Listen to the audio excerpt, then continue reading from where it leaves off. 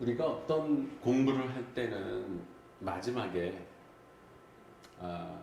이건 이제 실용주의적인 관점인데요. 그래서 어쩌라고, so what? 영어로 그런 질문을 해요. 그러니까 우리가 지금까지 모델링 이론을 자세히 공부해 왔는데 과연 모델링 이론을 공부하면 우리에게 어떤 변화가 있을까? 또 사회적으로 이 모델링 이론을 어떻게 적용할 수 있을까? 이런 궁금증이 생길 거예요. 그래서 뭐 이건 학습이라기보다는 같이 여러분들하고 생각을 같이 해보자는 의미에서 모델링 이론의 시사점이 뭘까? 일반 모델링 이론이죠, 그죠? 그러니까 이 모델링 이론을 적용하면 어떤 특정 분야, 예를 들어서 뭐 사실 적용하기 제일 쉬운 분야가 기업이거든요. 그래서 기업의 어떤 특정 영역에서 이 모델링 이론을 적용한다면 상당히 경영학 공부가 재밌어질 거예요. 그러니까 뭐 제가 경영 정보 시스템 쪽으로 전공을 했기 때문에 정보 시스템 쪽에서는 모델링이 거의 다거든요. 그래서 적용하기에 거기 방법론들이 많이 돼 있는데 아직 그 모델링 이론이 구체적으로 적용되지 않은 분야가 무궁무진하잖아요, 그죠? 음악 쪽, 미술 쪽, 건축, 뭐 도예, 무슨 목공, 뭐 이런 것부터 시작을 해서 그 다음에 화학이나 생물, 또 이공계 분야, 또 문학, 시, 뭐 이런 거 공부할 때도 모델링 이론을 적용해서 공부한다면 좀 더 효과적이지 않을까, 이런 의미에서 우리가 한번 모델링 이론을 어떻게 다른 분야에 적용할 수 있을까, 이런 걸 한번 생각해 보자는 거죠. 그래서 제가 늘 주장하지만 인간은 모델링하는 존재다. 그래서 우리는 진화 과정에서 아주 원시 시대부터 인간은 모델링을 해왔고, 그리고 그 모델링 매체를 이렇게 8개 매체를 계속 발전시켜 왔어요. 그죠? 이거는 이제 여러 가지 문헌을 살펴보면 그런 증거 자료들이 많이 있습니다. 그래서 모델링 능력은 우리 인간의 가치를 결정하는 중요한 능력이다. 모델링을 잘하는 사람을 우리는 좋아하고, 또 그런 사람들이 가치 있다 이렇게 인정을 하기 때문에 사회적으로 인정받고요. 그죠? 또 우리가 좋아하죠. 모델링 잘하는 사람들, 뭔가를 이렇게 만들어내는 사람들, 성공적으로 만들어내는 좋은 모델을 만들면 그 속된 말로 대박이 날 수도 있는 거고요. 그래서 남의 모델을 이렇게 만들어 놓은 거를 소비만 하지 말고, 또 그렇게 공부하는 사람, 저희 같이 이렇게 연구하고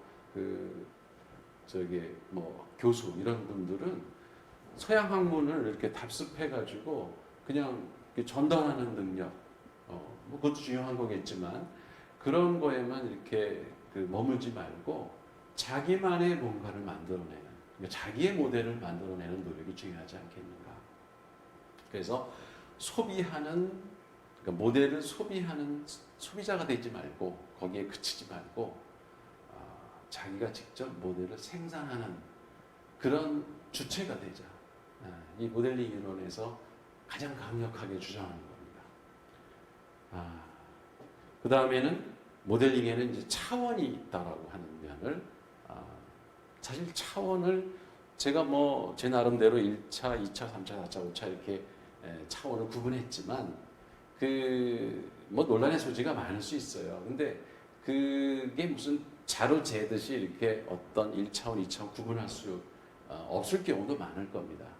근데 중요한 것은 어쨌든 이런 무형의 어떤 산출물이라든가 이런 거를 우리가 지적 산출물을 낼 때 그것의 가치를 이렇게 평가하는 기준은 좀 있어야 되지 않겠느냐. 그런 측면에서 제가 이제 차원을 구분해서 뭐 1차원, 2차원, 3차원, 적어도 성인이라면 3차원 모델링을 할 수 있는 어느 분야든지 그 정도 모델링 능력을 갖추자라고 주장을 했고요.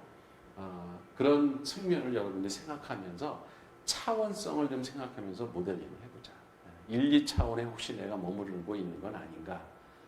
그런 것들 살펴보고 적어도 3차원 모델링을 하자라고 하는 측면, 이거가 또 모델링 공부하는 데에서 중요한 하나의 시작점을 던져줬다고 생각을 합니다. 그리고 그 모델링에는 이제 여러 가지 요소가 있다고 그랬잖아요. 그래서 주체, 그 주체는 의도를 가지고 있죠. 목적. 그 다음에 이제 객체가 있고 매체가 있고 그 다음에 사용자. 그러니까 모델을 이용하는 그 고객, 뭐 이렇게 얘기할 수 있겠죠. 그런 모델링의 요소들을 동시에 고려하면서 우리가 모델링을 하자는 거죠. 그 요소 하나하나를 잊지 말고 그런 요소들이 어떻게 결합되느냐에 따라서 다양한 모델이 나올 수 있기 때문에 이런 영역들, 주체, 객체, 매체, 그리고 그 모델의 사용자에 대한 폭넓은 지식이 필요하겠죠. 좋은 모델링을 하기 위해서는. 그래서 우리가 어떤 무슨 공부를 해야 되느냐라는 의문이 올 때는 내가 취약한 점이 뭔가, 내가 일하고 있는 분야, 즉 객체에 대한 도메인 지식이 부족한가, 그럼 그쪽 공부를 더 할 것이고요. 그 다음에 내 자신의 어떤 그 의지 구조, 인식 구조, 의식 구조, 뭐 이런 것들, 우리 뇌 안의 인지 활동, 이런 거에 대한 이해가 부족하다. 내가 학습을 좀 비효율적으로 하는 것 같다. 그러면 이 뇌에 대한 공부도 좀 할 필요가 있겠죠. 그죠? 이 주체. 그리고 이 철학 책들을 읽을 때도 그냥 막연히 뭐 이렇게 유명한 그 고전이니까 읽는다 이런 것보다도 과연 과거에 그 우리 조상들이 어떻게 세상을 바라보고 모델링을 하는 그런 주체로서의 생각을 가졌을까, 이런 측면에서 보면 철학책들이 재미있게 읽혀집니다. 그리고 이제 그게 이제 인식론이잖아요. 그 다음에 이제 존재론이라는 것도 그냥 공부하면 정말 재미없어요. 근데 객체의 성질을 이해하기 위해서, 인간이 객체를 어떻게 인식해 왔는가, 이걸 이해하기 위해서 공부를 하면 존재론이라고 하는 것도 참 재미있게 철학책을 읽혀지는 거죠. 이렇게 어떤 모델링의 관점에서 독서를 한다면 보다 효율적으로 책들이 이렇게 엮일 겁니다. 요거는 내가 주체에 대한 이해를 하기 위해서 책을 읽고 있다. 요거는 매체에 대한 공부라. 이게 매체 철학이라든가 뭐 언어 철학이라든가 이런 공부들을 하면 정말 어떤 때는 나하고 상관없는 것 같거든요. 근데 이제 모델링 이론을 이제 염두에 두고 그런 책들을 보면은 쏙쏙 들어오죠. 그렇게 여러분들이 그리고 뭐 이제 매체 표현 8가지 언어들 중에서 내가 내 분야에서 가장 필요한 것이 이런 매체인데, 뭐 이런 데서 글이면 그림, 뭐 말이면 말, 뭐 이런데 그 매체의 특성이 뭘까? 그래서 매체를 하나씩 정복해 가는 것이 나의 표현력을 키우는 거다. 이런 관점에서 본다면 뭐 어학 공부도 재밌을 것이고요. 내가 자연과학을 한다면 수학 공부는 당연히 필수이겠죠. 이런 식으로 내가 어느 분야에서 그 모델링을 하느냐에 따라 매체도 어느 정도는 그 중요성이 결정이 되기 때문에 그 매체를 마스터하는 것이 나의 학습 목표가 될 수가 있겠죠. 그리고 이제 일반적으로 많은 사람들이 흔히 사용하는 이제 언어라고 하는 거, 수학이라고 하는 거.